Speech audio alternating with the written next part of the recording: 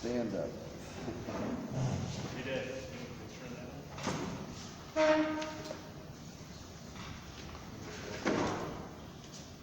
thing, I need the microphone. Well, I just need to turn You want the microphone, Bill?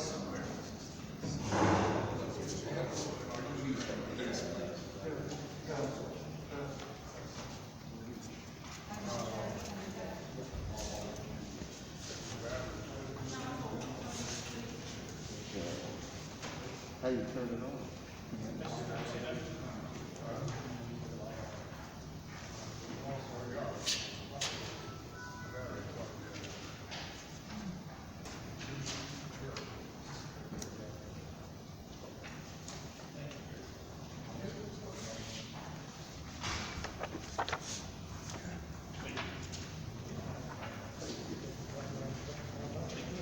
Thank you.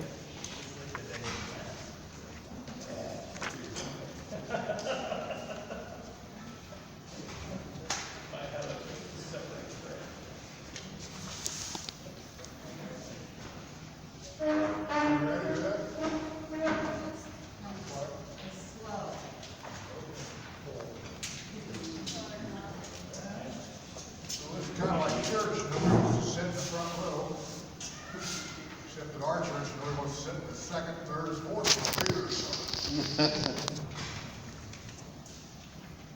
What's that? Do you need more? They just said council didn't want to share Come to on that this one. tonight. My wife says, this is my only night off, and you have to go do this. She says, not only that, it's a joint situation, so Ethan has to go to it too, so she had to wind up going in and working for him. Said she felt bad enough to kill somebody. She just knew who called this meeting. I said, well, that darn Josh, you know.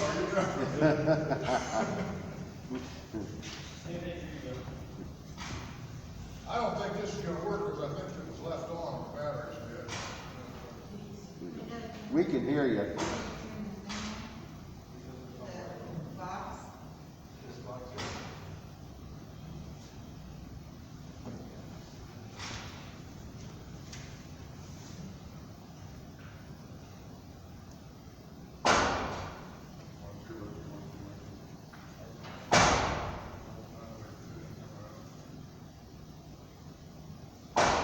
Ready, Ned? Okay, I know the acoustics are bad in here, but we're gonna just have to live with it, I guess. We have quite an ensemble here of distinguished and knowledgeable people. So I'm just gonna pass it right over to you, our building supervisor here and construction management, and let you run the meeting off, okay? Okay, I think obviously the council members and commissioners, that of course, know the background and how all this came to be, and I think Paul was one at that last public meeting where he suggested, let's just find out where the problem is, which obviously that brought us to today. Here tonight with me this afternoon is Joe Hoffman with CCI. He pretty much did all of the bidding of the work and what have you. Greg Whaley, the architect. That is the table is Rick Hall earlier, he's my council of and then Matt Eckerly next to him with Baker Hill, which you also had. Just Steve is going to be here. So I thought, since there won't be any decisions before the meeting, that Joe will go through the bidding process and lay out the numbers from that perspective.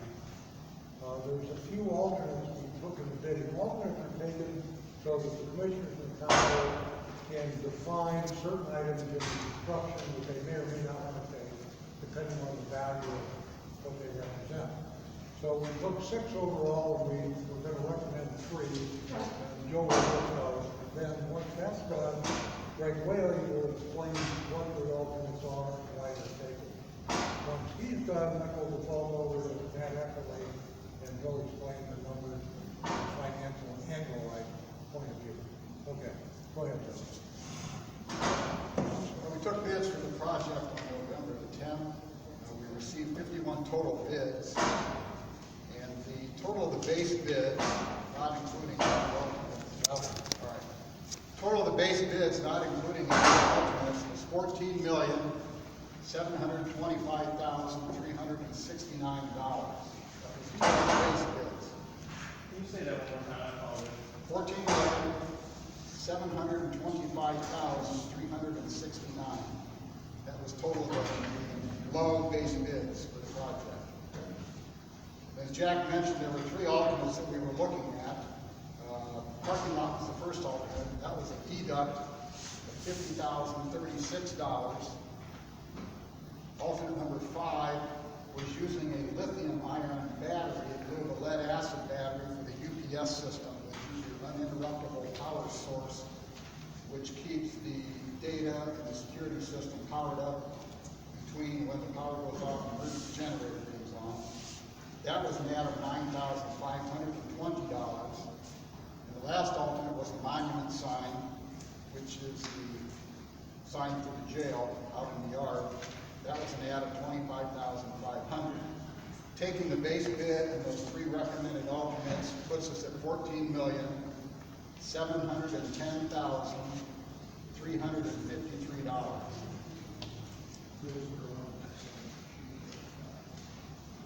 Josh, did we get the numbers? I know you guys are having a hard time hearing. Ratchet it up if you want to hear the numbers. Right here. You want one? I'm not sure we got spare. One of the big.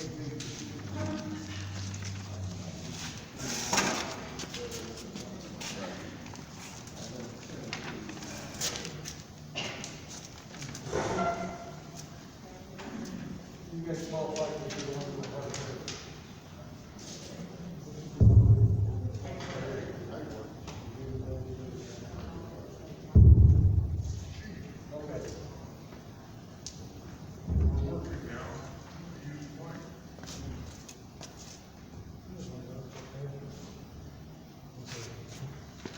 I have more, Paul, I'll give you. Okay.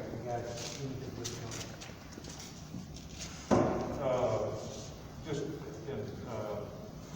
Joe explained a little bit about what the alternates were, but the parking lot, number 1, alternate for 1, the parking lot, that was to decrease the parking area of the staff parking lot by 15 parking spaces, leaving 20 parking spaces for the staff, and public, removing 15 parking spaces for that area, leaving 33 spaces for the public.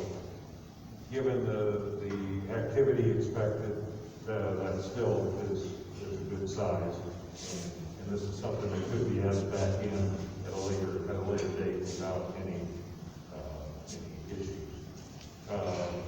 As Joe said on the alternate 5, the static UPS batteries, that is a lithium-ion battery, and it is a 5-year payback on those. The UPS system is has about a 15-year life typically, and so it pays itself back in about 5 years. So, pretty good deal if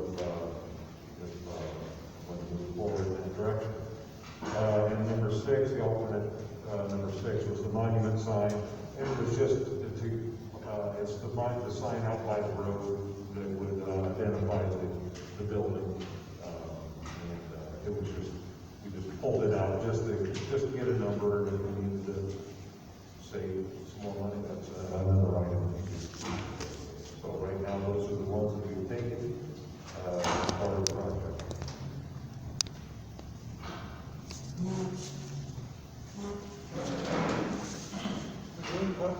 Yeah, what was the final design in terms of square footage and number of beds? Just at 34,000, about 34,000 square feet, and we were at 108 beds. Thank you. You gotta be careful, Jack, when you ask that question, is that general population bed, or is that the rated bed? The difference being the ones in the back of the cell, the rest of the beds are medical and intake beds, which the state recognizes. at the rate. So it's And that is 108 beds in the housing area. So the others, the intake and medical, will be added to that, at least recognized by the state. All right, I think it's on me.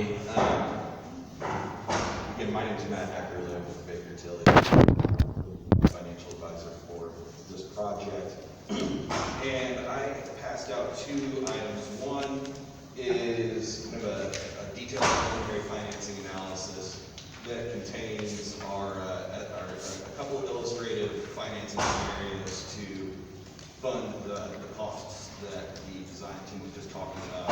But I thought it would be helpful, rather than digging through those individual schedules, I prepared some slides that kind of break down the key points for each of those scenarios. We'll focus on those. We can dive into the details if people would like, but I thought this would be the logical way to approach this. So if you want to refer to the slides, the first one looks at what we'll call scenario one. And in scenario one, what we did is we sized the bond issue, sized the financing to fully fund the project costs that are identified in the summary of recommended bidders that construction control prepared. So we sized those bonds as big as they could be to fully fund that, along with utilizing other county funds that are expected to be on hand to go towards that project. And those other county funds are the jail capital fund that the county had established a few years ago, and it has approximately $1.17 million in it as of November 12th.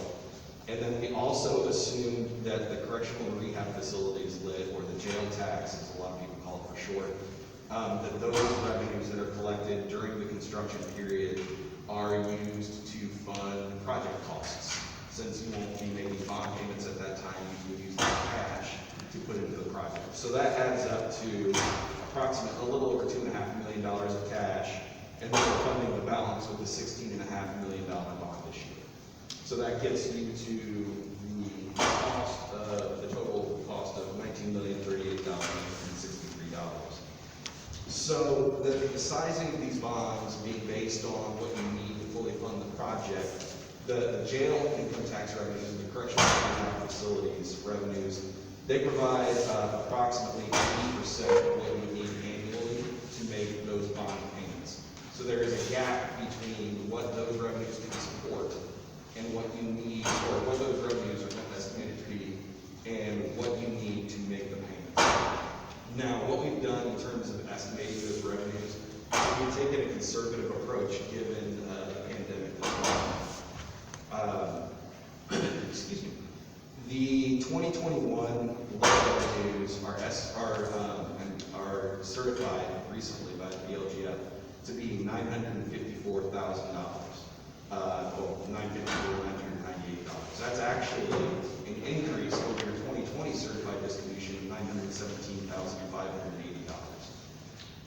One of the reasons for that increase is that the governor's executive orders on income taxes changed some of the deadlines for filing and then the calculation of distributions to local governments. He enacted a 3-month period or extension to your filings. They weren't due until July 15th instead of the typical April 15th. And in recognition of that, he also changed the deadline for the calculation, or the time period for the calculation of distributions to local governments for local income taxes. Typically, your local income tax distributions are based on the state's fiscal year collections, on the tax returns processed during the state's fiscal year. So your 2020 distribution was based on collections from July 1st of 2018 through June 30th of 2019, and then that flowed into your 2020 distribution.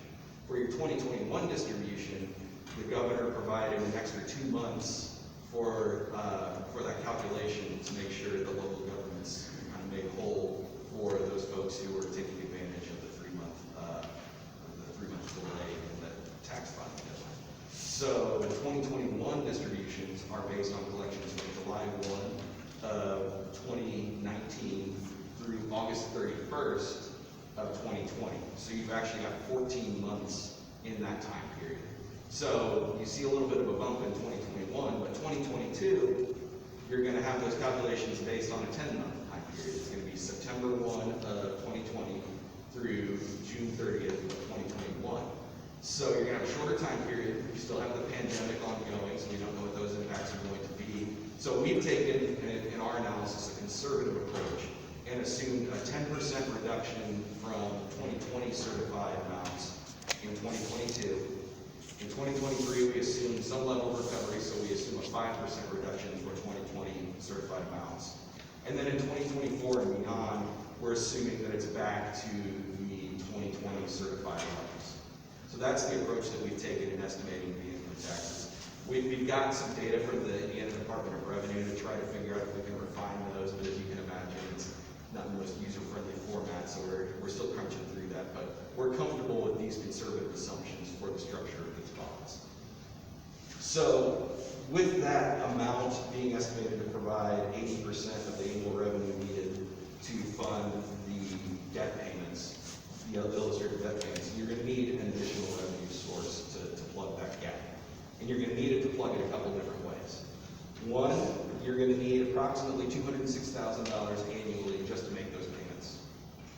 And then two, in order to provide reasonable coverage over the minimum amount needed to make those payments, we're estimating about $280,000. It could be an amount a little short of that, but you don't want to go too far short. And the reason is, we're assuming these bonds, and I know we've covered this before, but just to rehash it, we're assuming that these bonds will be issued payable from a pledge of your income taxes with what we call a property tax backup for marketing purposes. In municipal debt issued in Indiana, the market looks at property taxes as the gold standard in terms of quality of credit. Property taxes are the most stable revenue source for local governments, so the bond market really likes those. So if you put a more volatile revenue stream like income taxes as your primary source of payment, you will get more favorable treatment from the credit rating agencies and from the bond market at large if you use a backup to provide an additional source of security. So they have some level of comfort that if there's a large decrease in those revenues that are primary pledge, that the county is saying, we'll levy a property tax, which is a stable source of revenues, to plug that gap.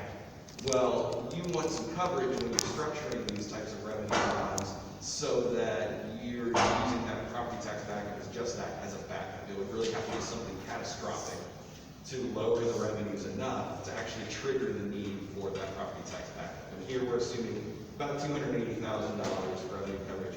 You could probably do $250,000 and still be comfortable. And that's important to provide some comfort to Carroll County that is just going to be a backup, that you can absorb $250,000 of a decrease and still be able to make payments from income taxes and not have to worry about levying that property tax. And also, if you are demonstrating that reasonableness, that this is just going to be a property tax backup, then the bonds won't be subject to the rules that are associated with issuing property tax debt, which would include petition remonstrance processes, enough signatures are collected, it would be subject to referendum, those types of items. So this puts it into a separate category of approvals and processes than a typical property tax bond like a school corporation. The next slide shows what it does is it compares those annual revenues to the illustrated annual lease rental payments, just demonstrating that concept of coverage, showing that the Blue Correctional and Rehab Facilities lit is generating a majority of, but not enough, revenues needed to fund those lease rental payments and a loan. The second scenario that we looked at is sizing the bonds strictly around that illustrated or that estimated correctional and rehab facility lit revenue stream without an additional pledge of income tax revenues from other sources. And then having to fill the gap on the front end from additional cash from the county. So the bond that can be supported by strictly the correctional and rehab facilities lit is $10,850,000. That's what we're estimating right now. We've got the $2.5 million of other funds. The correctional and rehab facilities lit provides approximately 125% annual revenue coverage, which means there's $1.25 of those lit revenues for every dollar of debt payments that are due. And then you would need, in the far right in bold, approximately $5,450,000 of other cash from source to be determined to fund the balance of the project costs, to get you to the full amount that's needed to fund this project. The final slide just simply shows, again, that visual representation of here's the correctional and rehab facilities lit, covering all of those annual lease payments, those annual debt payments. Now, these represent kind of the extremes, I would say, of either funding it all through debt or funding as much through debt from the correctional and rehab facilities lit as you can, and then using cash. You could pick a scenario that's somewhere in the middle where you find another $2 million of cash, and I'm just pulling numbers out of thin air to illustrate a point. But you could do an additional $2 million of cash and reduce the amount you need to bond, but still have to probably draw upon other income tax revenues or other revenues on an annual basis to support that bond. So you could end up somewhere in the middle if there's a sweet spot that these groups determine, oh, it'll be $2 million, it'll be $2.5 million, it'll be $1.5 million. We can model that pretty easily so you can see what that looks like, but we wanted to show kind of the two ends of the spectrum here. So that's the high level summary of our approach here. I'm happy to answer any questions there might be about the financing. I know Rick is prepared to talk about the process for approving these bonds, this financing, and what needs to be done on that front. So I don't know if you want to ask any questions now, or if you want to get Rick and then ask questions of all of us later. I have a question. Sure. I'm trying to understand the math on this. Yeah. So if we fully fund bonding, which is option one, we have $206,000 of additional lease payment for 20 years, which would be like $4 million, right? Sorry. Yeah, it's about $200,000. Yeah, a little over $200,000. So over 20 years, About $4 million. $4 million. But if we take cash today and borrow less money, we got to put up $5.4 million. So I don't understand how that accounting would work, because basically you're just shifting that from the beginning to a front load to a back load. It would seem to me that number would be that 5.4 million amortized over 20 years would be your additional expense, or your additional cash outlay. Well, it doesn't go one-to-one because of how the interest is compounded over time. If you were looking at a flat interest rate rather than pricing these on a yield curve, the math would probably be a little easier to track on a correct basis. Money is, I understand what you're saying. I'm just trying to come up with an eloquent way Well, to we don't answer have it. to talk about it today, but that's just, Sure. No, I understand your point. I think some of that is also driven by the concept of coverage and having to provide in that second scenario a little boost in the coverage from just the correctional and rehab facilities. Like you're not getting as much bang for your buck, so to speak, because you're reserving that coverage amount on the back end to account for fluctuations in that revenue stream. So that's going to be part of your answer there too. thank you.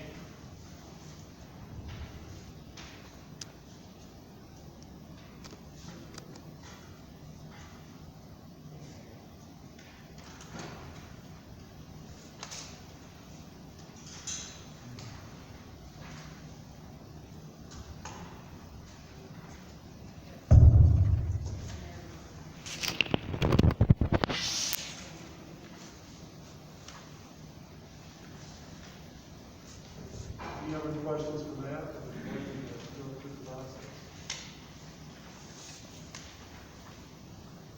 So for the county to finance a project of this size, it would need to do a lease financing where the county establishes a building corporation, and then that building corporation issues debt, builds the project, and leases it to the county. This is a common mechanism to finance a project of this scope. It's used all over the state. You've probably seen it used here locally. School corporations often use it to finance capital projects. So to complete the lease financing is a several-month process. And as Jack said, with respect to the bids that we received, they're due to expire sometime in February with an extension available through March. Is that right, Jack? So so what I was charged with was coming up with a timetable as to how long it would take to complete the financing. And could we get it completed before the bids expire? Because you can't award your bids unless you have money in the bank necessary to pay those bids. Now, you can give notice to the contractor and tell them that your intent to award those bids, and then they can mobilize and prepare if they're at risk, all subject to you receiving financing. So looking at that outside date and the steps that are necessary to complete a financing, I put together a proposed timetable. As you can see, that the steps that are necessary are it involves both approval of the commissioners and the council of a lease that is between the county and the building corporation. And then, of course, the building corporation has to approve this also in addition to that. So if you look at the time table, you'll see there's several opportunities for this to be approved for the public.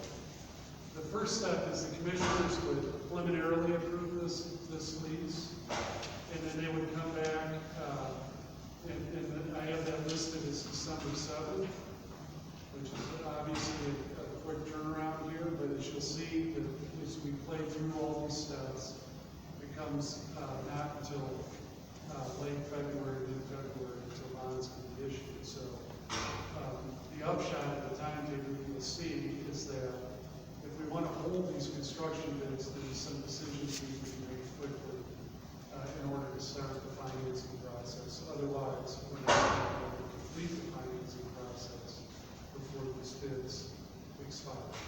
So I don't mean to pressure anybody or say that you need to reach some decision. I just want to be open about what's necessary in order to do the financing so that you don't get in a situation where you're going to lose these bids unexpectedly. So, commissioners approve the lease, then the building corporation does as well. Then there's a notice of public hearing that's published, and the process to come back before the commissioners for that public hearing. So I have that set for later in December. On the timetable, it's December 21st. In the interim, the council also has time that there's a need for the project, which is in effect approving the lease itself. And in that approval, they will pledge the income tax revenues that Matt described as financing alternatives. Then the lease is executed. Then there's a 30-day period that has to expire before you can actually sell your bonds. And that's a limitation on any legal objection to the lease. It then gives you comfort that you can go out and bond market and sell bonds after that period is expired. So with the lease being executed in late December, and that 30-day period being expired until late January, at that point, you could go out into the market and sell your bonds, and there's usually 2 weeks between the time you sell your bonds and actually close on your financing. So that would put us into what I have on this timetable, February 27th. And that would then allow the county to give notice of award of the construction bids in the first week of March. There could be some things in here that potentially could be tidied up a little bit with some special meetings if that's what you wanted to do. But the main point here is that the process is what it is. And if you want to go forward with this bid, then you're going to need to make a decision quickly on how you want to define the structure of financing. Described. I'd be happy to answer any questions. So, have the bids been accepted? I mean, is that, I'm having a hard time. Yeah, the bids have been received, which then means they're evaluated, Jack, and it's evaluated on the county's behalf. So that it is the contractor's offer to construct the project that was bid for a certain price. Now, the county has a certain amount of time before they can accept that bid and enter into a contractual obligation with that contractor to do the project for that price. And Under the terms of the bids, there's 90 days that the county has to make that decision with an additional extension for a nominal fee of another 30 days. So if you take advantage of that extension, then by mid-March, you have to enter into that, award that bid with the contractor. Or the contractor's obligation to honor that price no longer exists and they can walk away. So that's why we're looking at the mid-March date. It's kind of the outside date if you want to award these, if you want to award these bids. You've already received them, but actually award them and hold the contractor to that price. So do you feel like, you see no problem getting the bonding then, in your estimation? Yeah, and I defer to Matt on that question. You what? I defer to Matt Oh, okay. definitely on that question as well as your Great. finance person, but generally what he structured, I think is good. Matt, I have one other question. Sure. So, in terms of bond coverage with property tax, is that tax actually levied and collected, or is just, we have the option to collect it? You have the option, and I'll get back to your question here in a second too. No, that's fine. It's only levied if, well, here, I'll talk through the flow a little bit. So every summer, usually in August, you get your estimated income tax distributions for the upcoming year as you're going through your budget process. If there's a property tax backup, at that time, the county would look at those estimated income tax distributions, and usually they don't deviate much when they get certified. We say, okay, we've got enough income taxes available to make our bond payments for the upcoming year. So you look at it in 2023 and you say, hey, in 2024, we're estimating to get plenty of income taxes. We don't need to levy that property tax.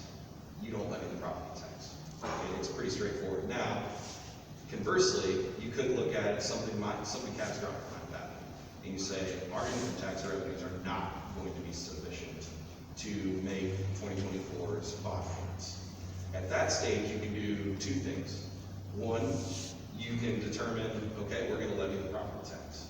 And then you levy the property tax, and say the income taxes are $75,000 short. You levy a property tax that's going to generate $75,000 to plug the gap. Or, if the county has $75,000 of cash available in a rainy day fund or some other source, you could determine, well, the income taxes aren't sufficient. We don't want to levy a property tax. So we're going to use this cash in lieu of levying the property tax to plug the gap for the upcoming year and hope that our income tax revenues boost back up when we get to 2025. So that's the approach that you can take. The idea is that it operates strictly as a backup. It's there if needed, but the object is to never actually have to levy that property tax. Okay, and then to your question, sorry, in terms of securing the financing, Rick and I together have worked on several jail projects and other projects that use this financing structure. The market right now is good. The money's pretty cheap. Obviously we can't predict where it's going to be in 3 months, but there's an appetite for this kind of debt right now, and we would expect that there would be ample participation for the county to get these bonds sold at competitive interest rates.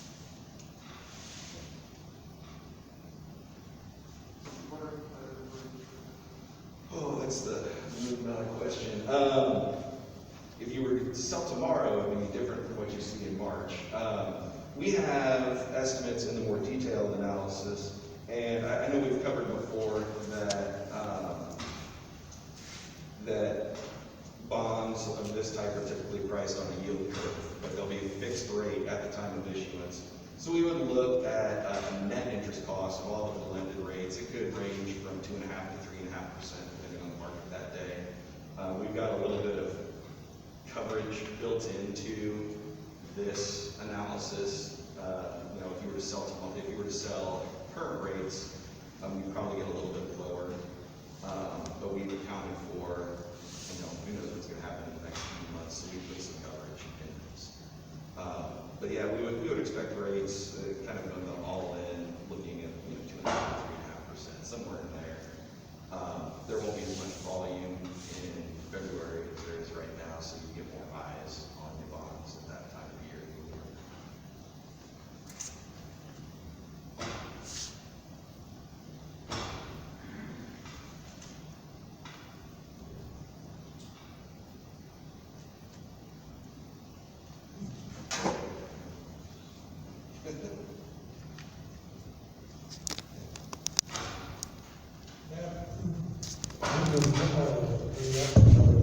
Josh's question.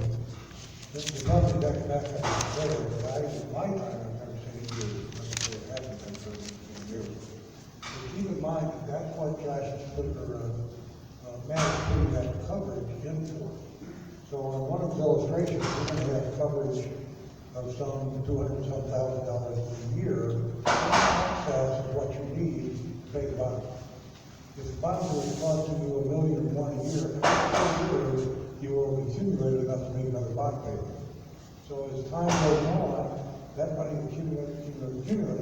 If you don't use it, the bonds obviously sell or are paid off early.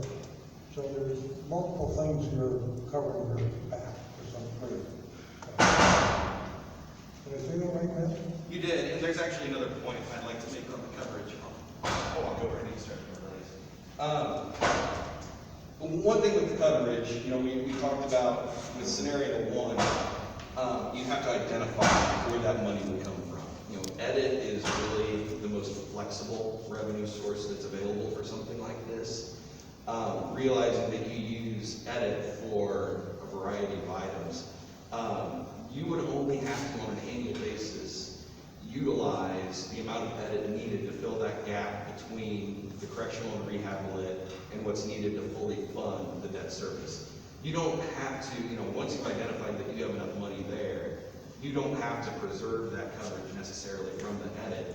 You can use that on other projects as you deem necessary. So it limits your ability to issue additional debt from edit, but it does not limit your ability to fund pay-as-you-go projects from edit to the extent that there's edit available after paying whatever that gap is between correctional and rehab lit and the lease rental payments. So I wanted to mention that as well. It's not something where if you're putting edit into the mix, and I'm simply throwing that out as that, you know, that's the flexible revenue source that's out there, that does not preclude your ability to fund other items from your edit. So I just wanted to mention that. Anyone have any more questions? Do- This is a good time to get. On the contractors, and I'm sorry, I'm going back to that one. Do we know who the prospective low bidders on all the different packages are? There's multiple lists floating around. I give you my thought.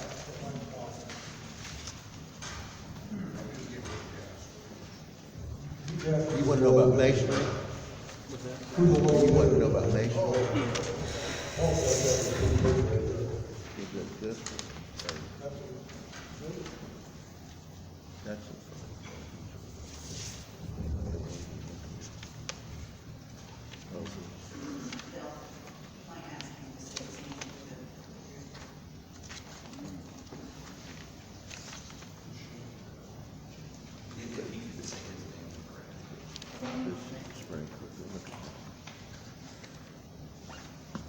Sir, do you have your name for the record? Shannon Turner.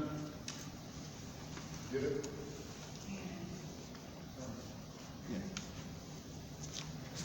That goes so bad it wasn't. Is that entry? Well, I still don't see masonry, I see rough carpentry, rough sealant,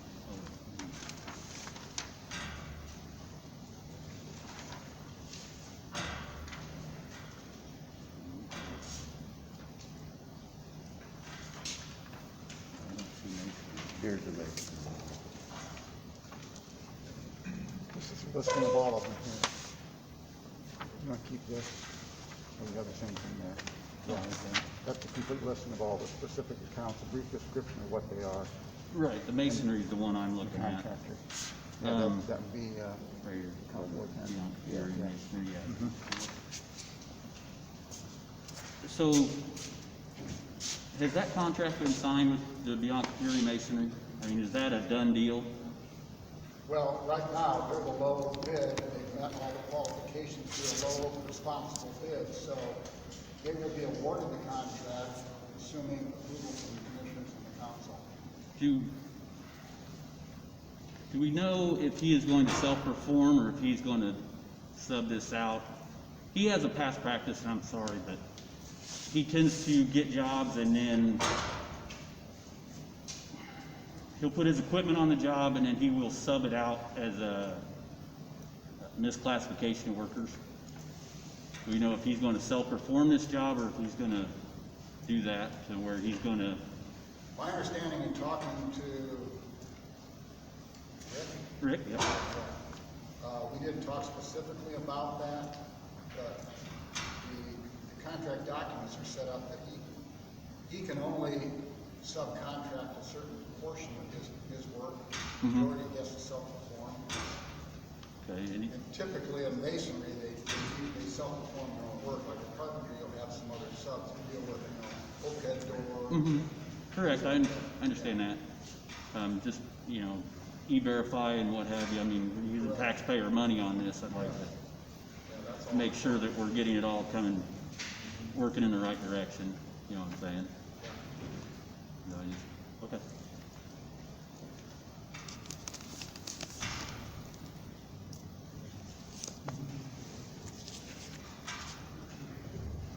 Okay, well, from what I see here, according to our schedule, this Monday, we need to adopt a resolution, preliminary resolution, approving the form of the lease and approving the building corporation.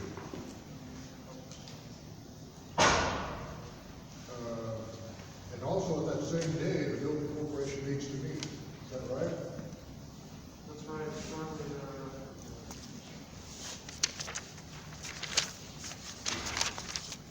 Okay, then we go down to public notice of public hearing before the Board of Commissioners on the lease.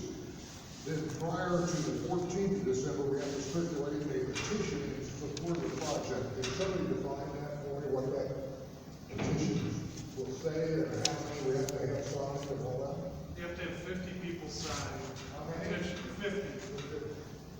Just say that they're requesting the project take place.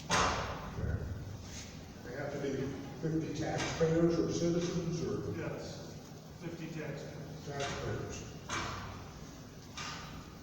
And then the council adopts a resolution. The auditor has to verify the signatures.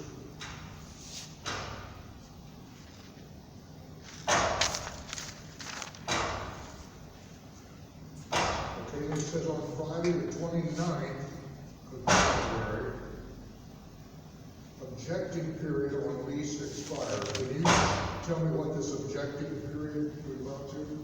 After the commissioners, or after the building corporation and the county execute the lease, then there's 30 days that transpire where if somebody wants to make a legal challenge to the lease, they can do that.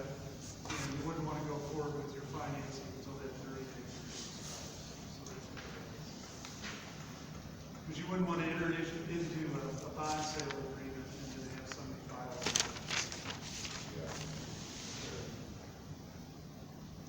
Does that happen? You're gonna ask me that, and I'm gonna say it's never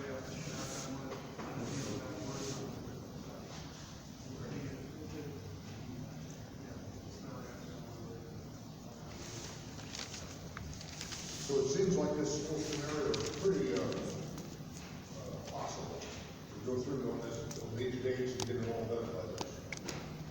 It is, but you have to make some decisions as to what your parameters are, in the financing structure. And both the commissioners and the council have to make an agreement. Right. Because they're both gonna have to agree.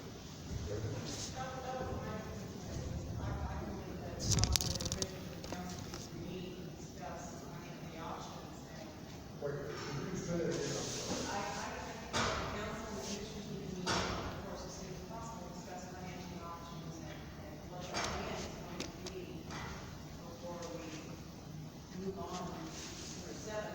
Which unfortunately is Monday, so I don't need to. So when would you suggest we have a meeting? Before the seventh, are you asking that? Yeah. Well, But I it's think before the the seventh, discussion probably, needs that to be Monday. had of like where you think it should be coming from, or we think, I mean, we need to go with the numbers. As Rick mentioned before, you're not beholden to this timetable. If you need to schedule special meetings to take some of these actions, that's not uncommon. So this is just, and Rick, please correct me if I'm wrong, this is just fitting around your scheduled meeting dates. Obviously, there's some flexibility in there. I mean, I'm in favor of not holding it up any longer than we have to, so. If something could be put next week, that would be great. I think the way I'm understanding your question, I think I'm exactly in agreement with you, that we need to, every step of the way, all 10 of us be together on this thing. And know what we're all doing, what we're signing for, in agreement. Okay? So, I guess I'm looking on here,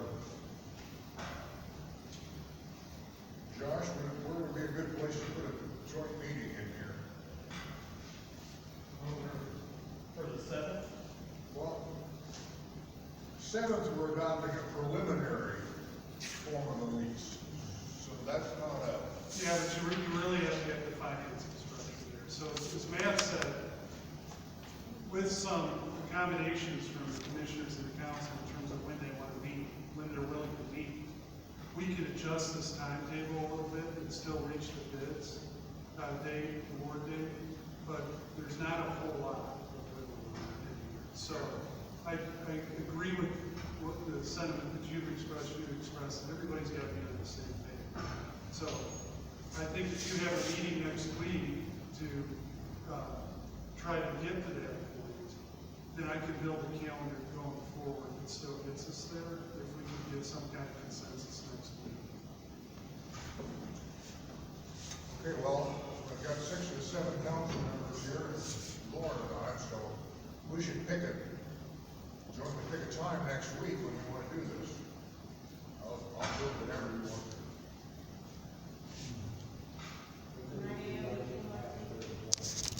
Okay, that's there too. Well, you just know you have to blend those numbers. Yeah. Okay, who makes up the building corporation? Was that already stated? Typically, it's just three citizens in the county that are not affiliated with the county, but are respected, they're appointed by the board of commissioners.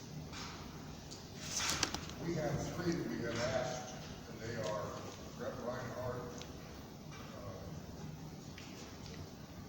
George Mears, and Watson. Right? Now, if you have somebody you'd rather put on there than that, than any one of them, that's fine. I don't care. Have they already agreed, all three of them agreed to that? I'm sorry, have they what? Have all three agreed? Yeah, to they serve all, in that capacity? they all, yeah, now, when I call them up and say, hey, you gotta meet, when you start doing something, I may have one of them back up, but, as far as I know, they all gave me an okay, that they do it.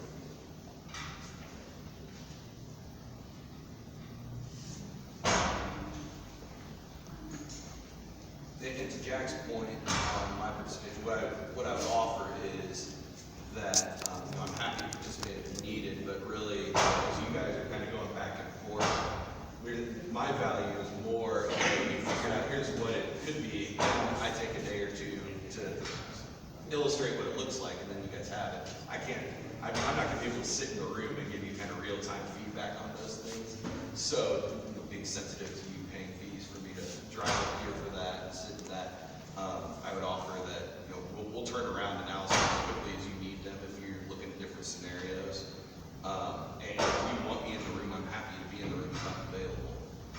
But I think really our role is going to be, once you arrive at that point, we say, okay, here's what that looks like. And then that will give you the image of, okay, here's how much money we might need annually, here's how much money we might be using up front, that kind of thing.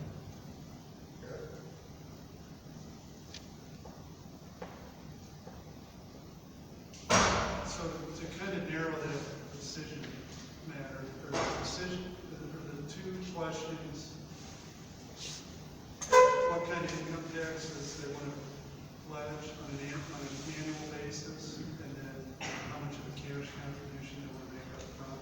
Yeah, that's exactly it, Rick. It's, I think you start with, how much cash are we willing to put in up front in addition to the cash that you already have on hand, plus the correctional rehab lit that's coming in during construction. So you look at that, and then from there you say, okay, we're willing to put in your current situation.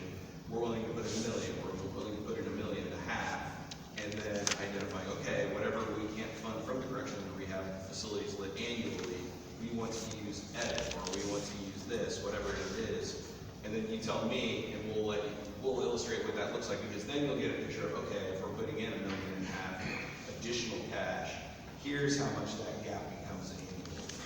And so that's what we do. But yeah, I would start from, okay, here's how much cash we're willing to put in up front, because then that drives the calculations on how much you'll need annually.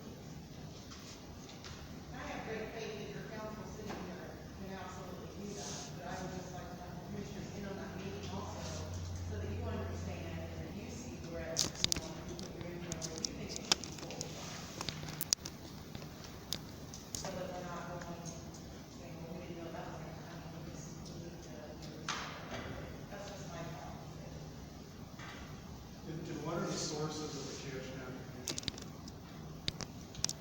The current cash contribution we're switching, or? Well, yes, and the one they decided. So the one that we're seeing already is the jail capital fund and the correctional and rehab facilities lit money you already have collected, and they're going to be collecting during the construction period. Other potential sources could range from edit cash you have, rainy day cash, if you have cumulative funds that have some cash in them, you have a TIF area that has money that's adjacent, or that encapsulates the project site. We've worked in counties that have used TIF. I mean, it's really wherever your fungible funds are, and you don't have a heck of a lot of them because the state places so many restrictions. So the places we see most often are cumulative funds, edit, rainy day, or TIF. Those are where I've seen those types of contributions made in the past. Explain to me, how we capture TIF money to use for this. How do you make the decision to use TIF here? Yeah, what that decision has to look like. That decision would incorporate the redevelopment commission. They would have to, one, we'd have to check the economic development plan. I'm treading dangerously close to Rick's area. You would have to check the economic development plan to see if that's an authorized use of TIF. If not, that would have to be amended. And then also, the redevelopment commission would have to approve an expenditure of TIF dollars on this type of project. Is there any? That's right.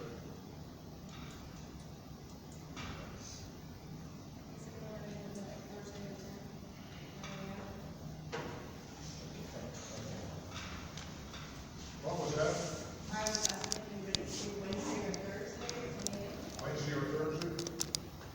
I'll go, whatever.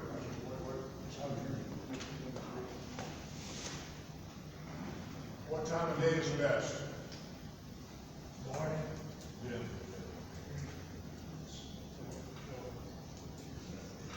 What'd you say, Doc? I said morning. Morning? That is my opinion. Thursday works best for me. The 10th? Yeah.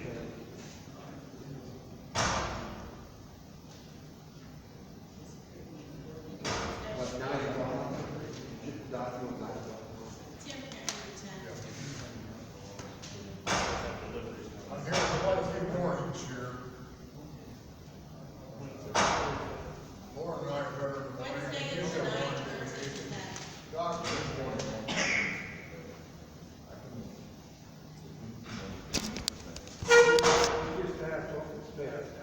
that I'll work with anyway.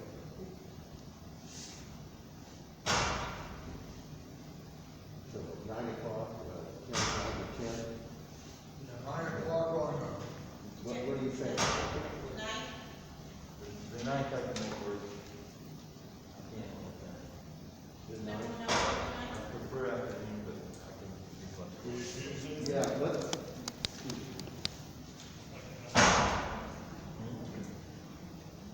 Well, I mean, I could have gone in the evening, but, yeah. Tim, what day did you say the best for you? Wednesday the ninth would be preferable.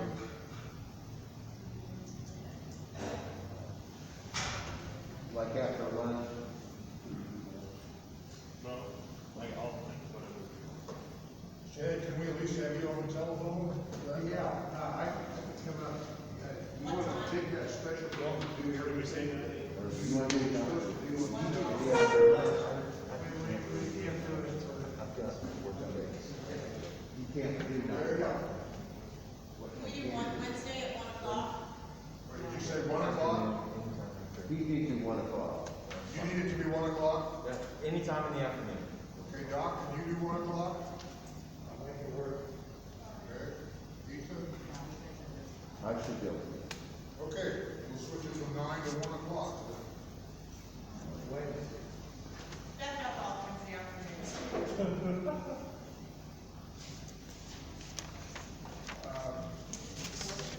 I'm supposed to be on one of my residents.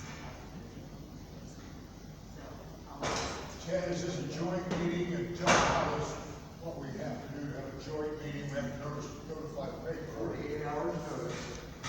I'll draft the notice up and give it to Beth so she can post it. Beth this week. We have plenty of time to notice the meeting. And Josh, this is a joint meeting, right? Not just, you invited our, right? Okay. All right. I would like some suggestions from Josh, to give to Beth, so we could nail down an agenda for, and maybe Matt should suggest what. You want to, maybe Matt would suggest that. I can put it in writing what I said. I'll shoot you an email. Yeah, I'll shoot you an email. Yeah, I'll do that. That just suggests those kind of threshold decisions. And I can't be here Wednesday afternoon, but you guys get me what you guys come up with, and I will get my staff to turn that as quickly as we can. We understand that. Okay. So yes. ma'am. Location. Here, in this Pardon me? location. Oh, will it be here? What do you think? We need to, will it be down here? Is the courtroom possible? it will be down here until we're open. I'm Wait a sorry. minute, what? It will be down here until we're open because the courtrooms have been exposed, so, and busy. So, we can't have. We can't do it in our regular commissioner's room? Okay, it'll be here then. Anything else? Yeah, I have a question for the construction team. Just looking back to the conversation that we had, a few months ago, there was a couple of points here, that I had made then, and it doesn't, from my recollection, this price hasn't really changed materially since your estimation that you reported on, correct? Well, I'm not sure, but I think that's correct. Yeah, I had asked that the price has not changed materially from your original estimation. No, that won't change. Okay. Very close. Yeah. So, I'm trying to understand, so you, Elevatus did the Fulton County Jail, is that correct? Yes. How many beds is that jail? Is it about 200? In that neighborhood. Okay. So,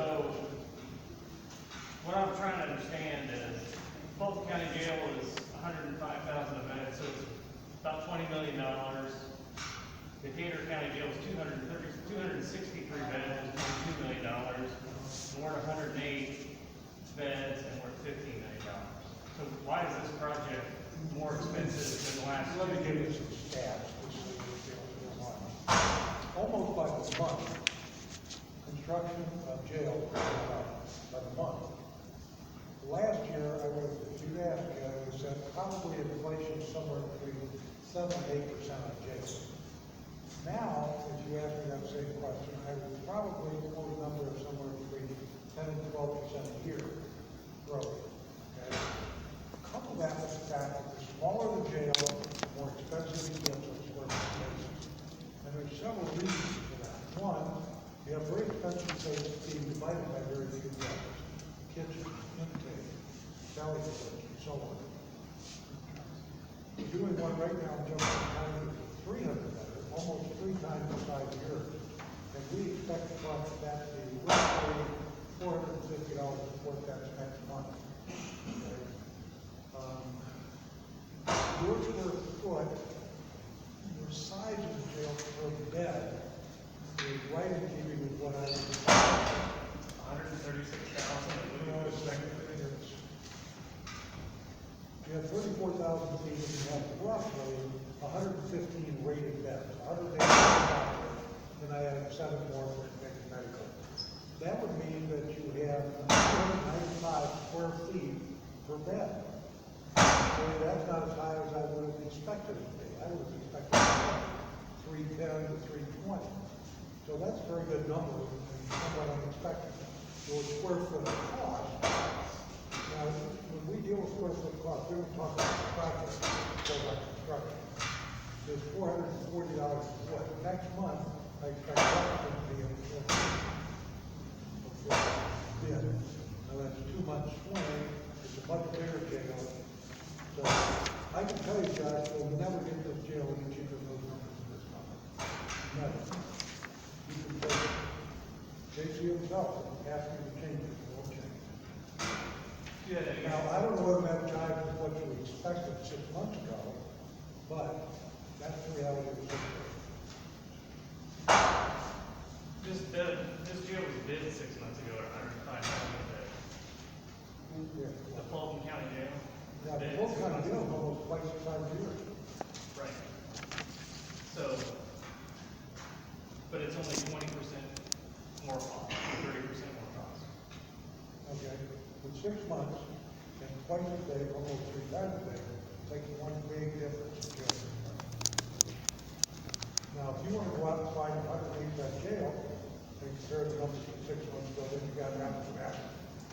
But you can't come in here with 6 months ago bid, 200 beds, 8 weeks ago, and 500 So beds. 6 months ago, we could have built a 200-bed jail for $20 million, but now we can't build a 100-bed jail for less than $15 million. That may well be. Adams County bid, well, was occupied 3 years ago, 200 or 180 beds roughly, which is more or less 4%, $284 a foot. Got to buy in the center. But since that time, it just keeps ratcheting up and ratcheting up. And I cannot control that. One of the problems you run into are your vendors. You're losing your security control contractors. They decrease. Your detention equipment contractors. Your suppliers of door frames. You have 2 door frame manufacturers in the United States that are reputable for security door frames. You have 2 manufacturers, 2 doors. Years ago, you had 4 or 5. They've just gone out of business, so you have a very small group of suppliers. Then you have so much construction. Restricted flow. And between the two things of only having 2 door manufacturers, and everybody in the world wanting doors, it's pretty competitive in cost structure. And as the volume of jail construction blossoms, it gets even worse.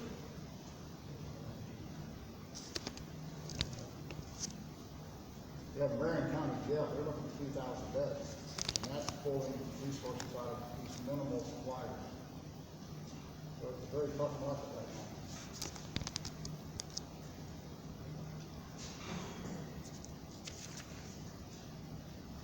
Any other questions for Maria? Huh? Oh, yeah, excuse me. That's okay.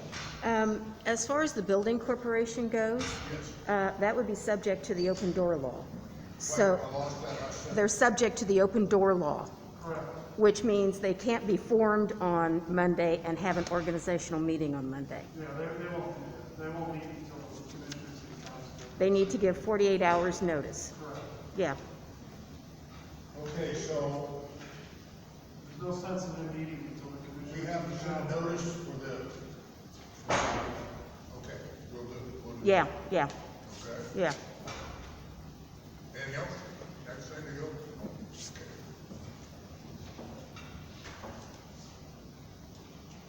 Okay, there's nothing else, I guess we'll adjourn the meeting. Look forward to our meeting on Wednesday. Entertain those who adjourn. Second that, all in favor, adjourn, say aye. Aye. We are adjourned. Thank you very much, all. Thank you all of you for being here. The courthouse actually reopened. They're gonna have 3 meetings before the courthouse is even open to the public. I know. And this was a meeting where